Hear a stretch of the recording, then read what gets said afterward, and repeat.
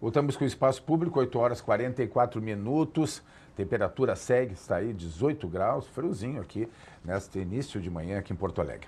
Terça-feira, portanto, o dia da gente conversar com o economista Antônio Carlos Frachelli. Frachelli, prazer novamente recebê-lo. Obrigado, toda semana, né, o nosso encontro. E vamos começar pela novidade, talvez maior agora, nesses últimos dias, nesse último mês, que é a questão da cotação do petróleo. Petróleo subindo, né?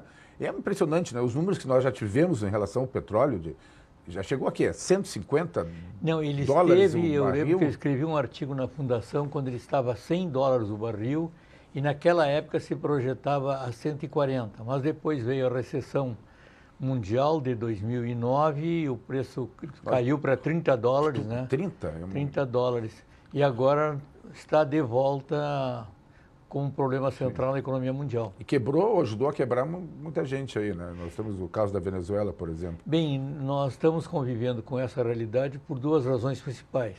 Há uma diminuição na produção de petróleo na Venezuela, mas principalmente o acordo com o Irã. São 6 países que têm um acordo com o Irã e esse acordo fecha o dia 12.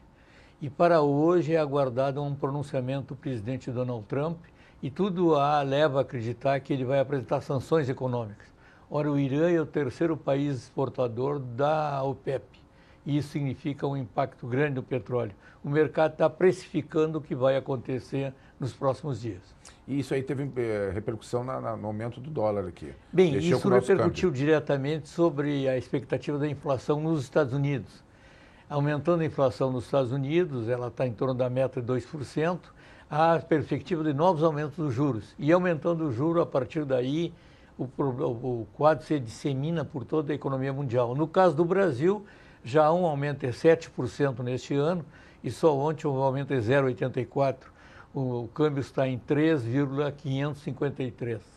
Tá, isso aí a gente sabe que dólar quando sobe é bom para exportadores, mas tem algum tipo de intervenção possível ou necessária por parte do governo? Bem, ontem nós já tivemos a intervenção por parte do governo, né? O governo não tem interesse numa variação muito grande, porque se ela beneficia as exportações, e as exportações já estão acontecendo em termos globais, em termos de Brasil com relação ao mundo, elas também repercutem na inflação. E nós estamos com a inflação lá no piso. E não há preocupação das autoridades monetárias que não haja mudança brusca neste momento na estabilidade econômica do país. Quando a gente fala muitas vezes em PIB, né, porque representa aí o crescimento ou não, o quanto o país vai crescer, e essa projeção está sofrendo alguma mudança. Bem, nós tivemos uma recessão profunda, a expectativa é que viesse a recuperação, para depois termos a retomada da economia. A recuperação começou a acontecer no último trimestre do ano passado, houve melhora nos indicadores, mas no último trimestre nós começamos a perder digamos assim, a consistência desse processo.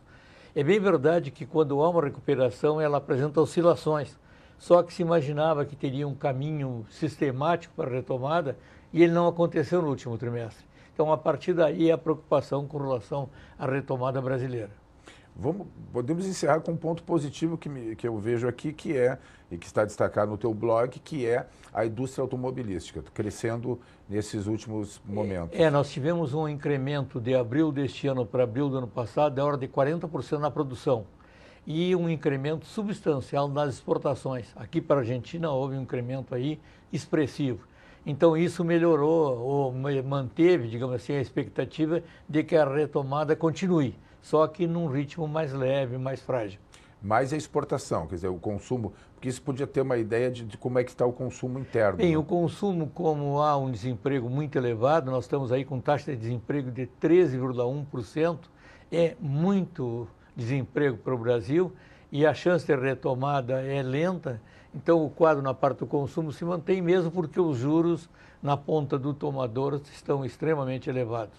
Bom, e projetando agora para próximos dias, bom, tem essa declaração agora do Trump que pode mudar muita coisa. A declaração de hoje, a guerra do comércio continua, mas a gente tem a expectativa que o Brasil continue a sua retomada. Talvez não tão forte como se pensava inicialmente, mas que aconteça em um ritmo mais moderado, porque eleições à frente. E a gente acompanha os desdobramentos para os próximos dias e volta a conversar na próxima semana. Exatamente. Obrigado, Frachelli. Mais informações, então, no blog do Frachelli, que é antoniocardosfrachelli.com. Sessão solene